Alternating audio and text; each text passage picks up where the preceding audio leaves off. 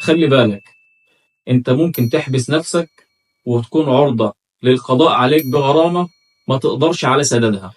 بقول الكلام ده بسبب مشكلة احنا كمحامين بنواجهها في الواقع العملي، ان بعد ما يجي لك موكل ترفع له قضية على شخص اغتصب منه عقار، سواء قطعة أرض زراعية أو شقة أو منزل، وتقعد في المحكمة سنة واتنين، وتحصل بعد كده على صورة تنفيذية وتنزل تستلم العقار جبرا، تتفاجئ إن المدعي عليه أو المنفذ ضده اغتصب العقار مرة أخرى ووضع اليد عليه على خلاف السند التنفيذي اللي صدر ضده.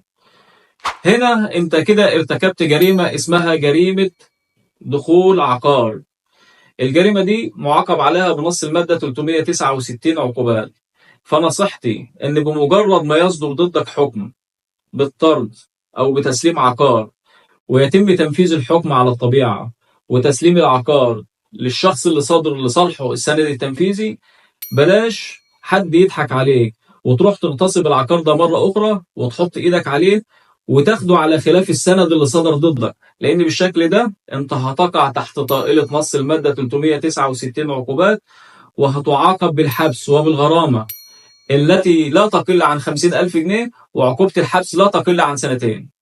ولو الجريمة كان بيصاحبها قوة أو تكررت خلال سنة، العقوبة فيها بتوصل ل10 سنين، والغرامة بتوصل فيها لحد 2 مليون جنيه. فأنا نصيحتي للناس، بلاش أي حد فينا يتجرأ على حكم صدر.